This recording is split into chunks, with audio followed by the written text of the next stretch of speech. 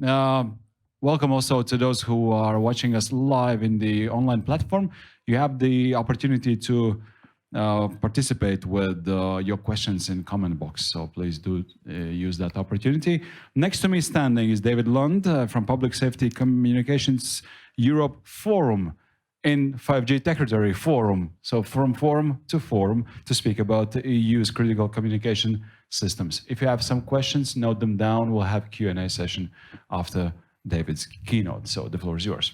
Okay, thank you very much. From one MC to another MC, mission critical. That's what we're here for today. What I'm going to do today is tell you about a journey we've been following for quite some time now. And we've been trying to develop the baseline for what will be, and recently phrase coined, is the EU critical communication system. So basically, a pan-European mobile system that's reliable, that doesn't drop the calls, that helps first responders, police, fire, emergency response, and helps them to save those lives, fight those crimes. So this is quite a challenge we've faced for quite a few years. Okay, so I can't see my,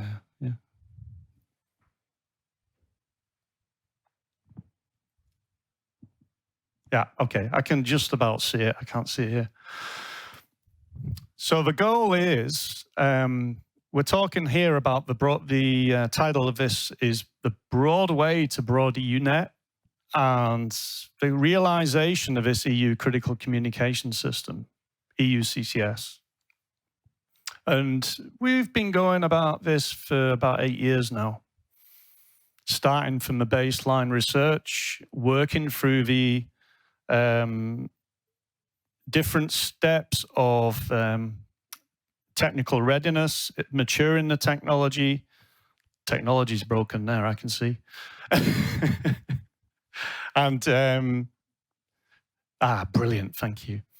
And bringing the reality towards this, can we actually realize a mobile communication system for public safety that's reliable enough, secure enough, resilient enough? Because actually, when you make a phone call and it drops, what happens? You dial again, you don't really care, okay? When you send a text message or whatever, yeah, it'll get there eventually, but it's not actually so, you don't really care about how quick that message is sent. If an emergency responder is trying to use such technology, it has to happen immediately. The response time of people is key. And so really you need to, the technology we have today for mobile won't really allow that.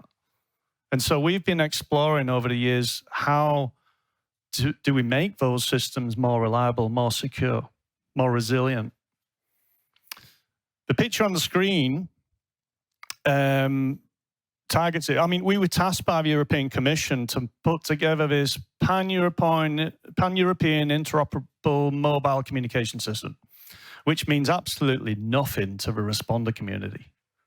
Really, they just need to push and speak and do their job or exchange information. Well, they can't really do that so much, but the point is that we need to realize this operational mobility, the ability for responders to carry out their operations wherever they are, whenever they need to, and cooperate with whoever the task to cooperate.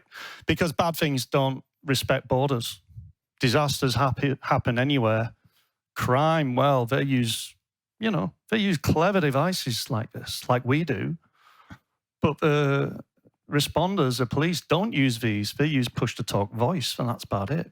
How do they exchange information? How do they realize, this information exchange necessary? So actually we find there's what we'd call an information superiority imbalance between the bad guys and the good guys. The bad guys can do it. The good guys, not quite yet. Not with reliable, secure mobile communication. So the picture on the screen, it tells you at the top, Well, that's the target, operation mobility, responders talking to each other wherever they are. On the bottom, on the left, you will see that's the picture of today. Technologies like tetrapol, these are like 2G grade. You say, what's the X mean in XG? They currently use a 2G class technology to push and speak and send text messages. That's it. Some of them use mobile phones, of course, but they're not secure or reliable enough for full response. They rely upon the 2G class technologies, tetrapol, and so on. That technology will be in operation for many, many more years because it's trusted. We've spent 25 years or so building trust in that technology. The older responders don't want to give that up because they've trusted it for so many years. The younger responders go through training and they say, well, what's this brick? What can I do with this brick? You know, I'm used to my smartphone. I grew up with my smartphone. I had one when I was 6 years old. So actually, the responders of today and the future will need smarter technology than what's in use today. And the pictures at the bottom, in the middle, at the bottom, that's the picture of what we would generally see. So mobile phones, we can roam anywhere. We can turn it on, get off a plane, turn it on, and communicate with anybody. You know, the mobile standards are global. They're implemented globally. We can go anywhere and communicate. Public safety responders, not necessarily, because it's not secure or reliable enough. So a few years ago, quite a lot of representatives of our community went to 3GPP and say, we need mission critical equivalent on smartphones or on leveraging smartphone technology, not necessarily on smartphones, but leveraging that technology. And so that's what we're looking for. We have mission critical data, mission critical video, mission critical push to talk on a smartphone. Not all users will want a smartphone, actually. A fireman really has struggles with his gloves to use a touch screen. There's quite a lot of factors here which limit that adoption of technology. Anyway, I'm ranting in the wrong direction. On the right-hand image is a single antenna across the whole of Europe. Let's face it, that's not real. But that's how a responder would like to see their communications. It's got to operate everywhere, when they need it, and so on.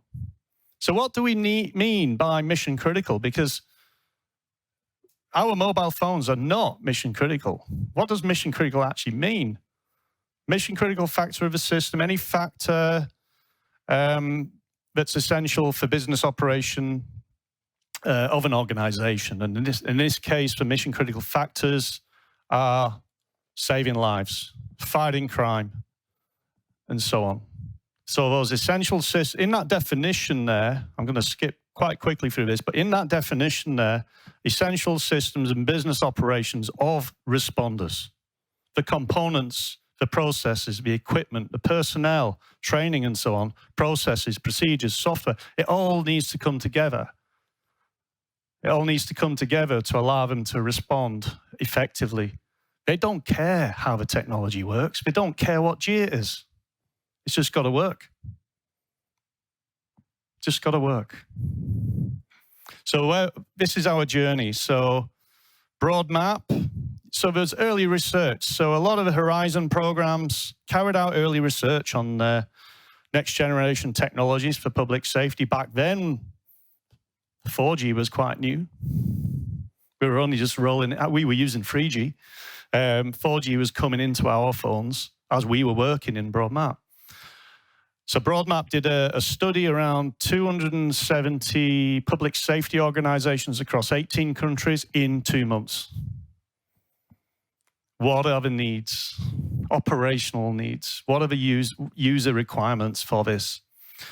Broadway, that then fed back to, and by the way, this is all funded by the European Commission. That was under the Horizon 2020 program, but primarily through Director General Migration and Home Affairs of the European Commission.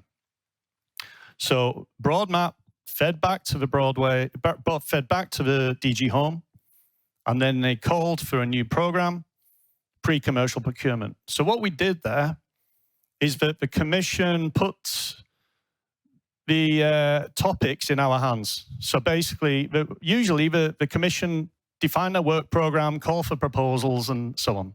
But what actually happened is they gave us the money, and then we did a request for tender for the innovation needed. Can you actually realize this mission-critical system of systems, using the 3GPP standardized mission-critical services? Broadway concluded last year. We concluded this 3 phases: design, prototype, and pilot phase. And the importance was to keep the industry in competition. This was large industry. We had about €9 million to spend. It's large industry competition. So we had 4 teams producing designs. Then they put them into competition again. Then 3 teams producing prototypes. Then we put them into competition again. Then 2 teams in the final phase to deliver live pilot systems. Those pilot systems were trialed with responders across, we brought 50 responders from all disciplines, from all over Europe, into 3 locations. One in Ljubljana, where we played out a forest fire situation. The second in Kerkrade in the Netherlands. Of course, we played a drug smuggling situation. So cross-border drug chase across the borders of the Netherlands, Germany, and Belgium. And the final one, bit of fun, we used the test bed in Malaga. So a ferry fire situation. We rented a whole cruise terminal for a day. It was really good fun. It's bloody hard work. But anyway, we've gone through this process of early research, understanding the requirements, understanding can technology deliver this in Broadway. And here we find ourselves in a situation where the technical confidence is really high. So we go back to the commission again. And we say, well, what next? Who's going to pay for this? It's not a small budget needed. But what happened is 2 things. One is they found some additional funds to bring us to Broadeu.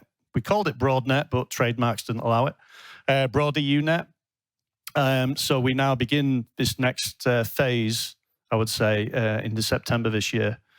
But also in parallel, there's a policy body set within the European Commission, Director General Home Affairs. I'll explain that in a little minute. So again, what is mission critical? We need the highest priority mobile communication services during a disaster or situation. Think about a football stadium, 20,000 people watching the football game on YouTube because they can see it better on YouTube. And then the responders in the ground responding to some incident. They need priority over those YouTube users. I have to be honest, the mobile operators don't like that. But anyway, Broadeu is based on land mobile technology. But what about the villages and the countryside? What about lost power? What about damaged infrastructure? What do we do there? The new standards going through 3GPP now about non-terrestrial networking, so direct mobile device to satellite. That's a game changer for this, really is. But I'm yet to see it happen. Let's see. And again, too many non-standard I/O things. Lots of people know the I/O things are not that secure, right? Oh, we need to do some work with that. The point is, responders must implicitly trust their tools. The communication tools they have, the information exchange, the devices they may wear. It must work. They shouldn't have to be in a situation where their communication system doesn't work and we have to find somebody to run with a piece of paper down the road to say, go and get me an ambulance. It's got to just work. So how do we go forward then? So as I said, the Broadeu program has just begun. But in parallel to that, the European Commission have taken this as a high policy objective. So Director General Home Affairs have recently created what we call a Mission Critical Communication Expert Group. The members of that expert group, I'll explain in a minute, but it covers the entire Europe and Schengen countries. So the policy side is really high. The likelihood of this becoming an EU-wide system is very high, I would say. It's going to take a lot of years because it takes time to make legislation, but it's going to happen. Broadeu, our program, we're about maturing the technology and keeping it in the hands of the responders to say, well, is this really fit for purpose? Because if it's not fit for purpose, they won't use it. They'll still send carrier pigeons, you know. So the scope of the Mission Critical Expert Group includes all representatives of all European member states plus Schengen countries, so 31 countries represented at expert level. The task on the bottom right assists the Commission in preparing legislative proposals and policy initiatives. So this is where it really starts on the policy level. And as this develops, of course, if new laws are needed Europe side, then you need engagement with European Parliament and European Council. We've already had engagement with European Council working parties in the last year or two. So it's positive. Every country, everybody around the table says, yes, we need this. So who's involved? That's involved from the European Commission side. Who's involved in our program on the technical side? Currently, 21 countries are around our table. 17 countries plus 4 countries considering to join what we're doing on the technical level. We also have support from the different EU level DGs and agencies. So in December, Europol will host our next meeting. Of course, Frontex, EU LISA, the IT people, and of course the different DGs, DG Home, DG Connect, ECHO, which is the humanitarian response, and DEFIS, Defence and Space. So this really does have the impact across Europe, the engagement across Europe. Not everybody is involved at Broadeu, but everybody is involved on the policy level with the European Commission now. So I'm going to show you now a short video which gives you a feel for really what the problem is, and it can explain it a hell of a lot better than I can. A war is ongoing. The challenges to counter crime and terrorism have become more complex. Cyber threats to our communication infrastructure are increasingly sophisticated. The climate emergency is upon us. Our society faces increasingly complex hazards and insecurity. Our police and emergency services work together tirelessly to keep us safe in our daily lives. But disasters don't respect borders, and as responders move around, technology is not keeping up.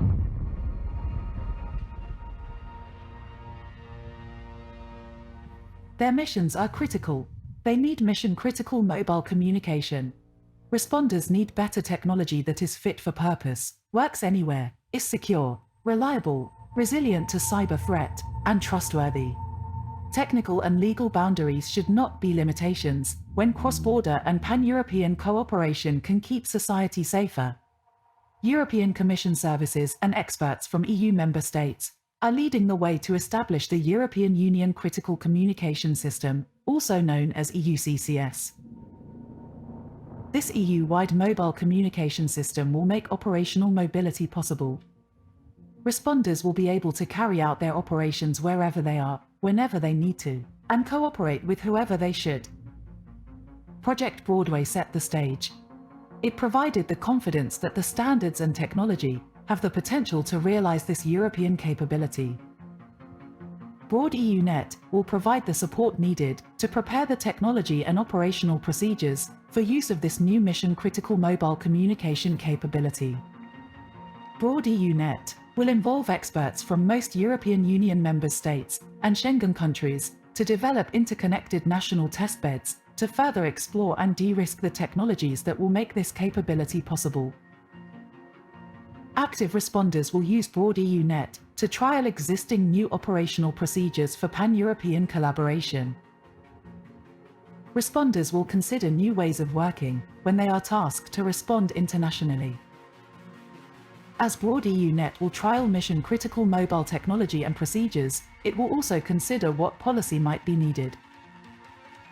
European Commission services have created a mission-critical communication expert group to work towards defining a governance and preparing for deployment that will be needed at the European level to support establishment of Euccs.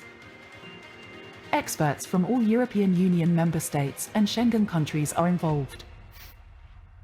Broadeu will work alongside the MCCG to advise on technical matters. Operational mobility, achieved through Euccs, allows our European responders to work towards a safer and more secure Europe, in ways that are not restricted by borders.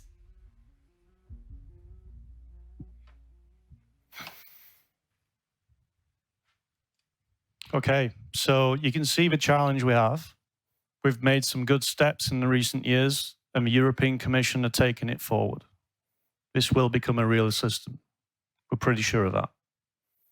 So what I'll do is summarize now and say, well, the use of this, 3GPP mission critical service in Europe will be driven by European policy. The right people are around the table to make those decisions. The system will depend on the standardized interconnect between national mission critical mobile broadband systems. What's important here is every EU member state will implement its own mission critical broadband system. It's not like one vendor supplies the entire of Europe. It can't be like that. We need the competition in there, and each country needs its own ability to make its own decisions. So this is not European Union saying, you must do this. It's saying you must actually realize this capability and choose your own technology, procure it from wherever you need to procure it from. We'll be carrying out at least 2 field trials a year. That's an old statement, but over the next 3 years. And the point there is to improve the technical maturity. In Broadway, the technology was hosted by the vendors. In this case, it was Airbus and Frequentis. They delivered the 2 pilots. Again, at the end of Broadway, there's still 2 supply teams because the competition isn't finished yet. The competition will always continue. As soon as you choose one supplier for the entire Europe, you've broken it. It won't work that way. So we will be going out for competition again. We'll be procuring the national test beds, maybe 3 or 4 every 6 months, and interconnecting those. And then we bring the responder community together to explore the operational procedures. How do I have to change the way I work? How does the way I work actually support this, or vice versa? We expect the standards will need to be adjusted to implement this because it's not been put into practice in this way before. So we expect the 3GPP standards to be impacted a little bit. We need a rich application development and mobile device ecosystem. So apps, we know about the App Store on our phones. What's the App Store look like for public safety? And that won't necessarily be a European one. It might be a national one or a federation of a national one. I don't know. We'll see. But we have to explore that. We also need an application development environment for this. And one baseline we're following is this mission critical open platform where there's APIs to develop applications on top of the 3GPP mission critical services. We need usable mobile devices, not necessarily smartphones or smart screens, but accessories, things like this. What about the futuristic wearables we see in the research projects? AR systems, AR glasses or whatever, cameras on the body, sensors everywhere. The fireman oxygen tank with a sensor in it, for example. It needs to communicate in real time in a mission critical way. But innovation, it should support the operational needs. That's important. We can't just build technology for technology's sake and expect it to be used. We need to work with a responder community and make sure it's right. It's a full layer co-creation. I mean, we have co-creation events here. This is a co-creation program. It will take time to get this right. The EU space policy last March was published, and it explicitly talked about it explicitly cited our program to work with this new IRIS² low Earth orbit constellation. So hopefully we will cover that rural connectivity problem. Let's see. We have to explore that. And most importantly, we must safeguard those standards as the Gs evolved. As the Gs evolve. I mean, one thing that frustrated me in Horizon 2020 is when they put together the 5G public-private partnership and the calls for proposals, they never included public safety as a vertical. We went to the commission and DG Connect and said, why have you missed us? Eventually, they put PPDR in the work program, and now we've got a range of hundreds of millions being spent on this program from DG Connect's side. In fact, on Friday, I'm attending an event in Portugal where all of those projects will get together in the same room and talk about what they've spent their money on. And I'll be saying, well, you need to follow these mission critical standards then, yeah, because they weren't developed at the start of those projects. Anyway, I'm way over time, sorry. So in conclusion, you know, through collaboration, European Commission support, we collaborate to improve the safety and security of Europe. That's our goal. In PSCE, we run 2 conferences a year. The next conference is in December in Den Haag. We're in Den Haag at the Dutch police training center. And we're there because we have a parallel meeting with Europol for Broadeu. So thank you very much. If we have time, I'll answer a question or two, but yeah. All right. I've probably overrun. Thank you so much for the interesting presentation. Maybe we have some questions. Yes. Thank you. Arne Lindros from Ericsson. MCOP, the open platform, do you have any interaction with Camara? Because GSMA has this Camara initiative where they try to increase the abstraction level for the APIs from the mobile networks. And it sounds to me that you are, so to say, touching very much the same domain. So do you have collaboration with Camara? Not directly yet, but it's on the cards, baby. Yeah. Okay. I was thinking about all the possibilities the technology can deliver. Do you sometimes face the situation with responders when you might ask them what do they want? They would say something like, you know, faster horse instead of saying a car. Do you have this sort of challenge because there are a lot of stakeholders involved in this? There's a lot of stakeholders, and different disciplines of response have different needs. You know, like I said, the fireman can't touch a touchscreen.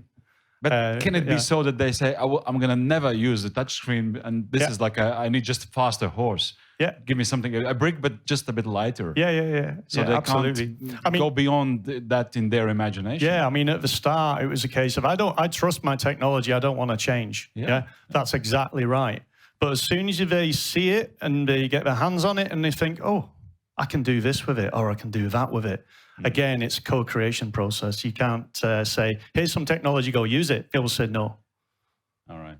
You know, they have to kind of feel with it, you know, feel that, try that, what doesn't work for you, and then you get the feedback, and then you iterate that back and forth, right. And it works. Lots of diplomacy as well. Lots of diplomacy. Any more questions in the room?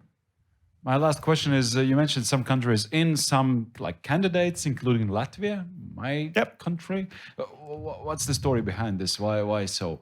No, it's a resourcing issue for many countries. They don't see, if nationally there isn't a national program for it yet, then they're reluctant sometimes to bring their small team of people into these programs. They are coming to our co-creation event tomorrow, our mission critical everything co-creation. Here's a plug. You should all come tomorrow at 10 o'clock tomorrow morning in room, I can't remember. But it's not, it's always like this. You always have that conversation. It may take a year or two to actually bring him in. And that's it really. But with the formation of the mission critical expert group, all countries are in. So actually the European Commission have springboarded everything now. So it will, you know, everybody will be in. Yeah. All right. Sounds good. Sounds like a plan. I hope we're in safe hands in terms of responders and their technological aids. Thank you so much for the you very much. presentation. And thank you.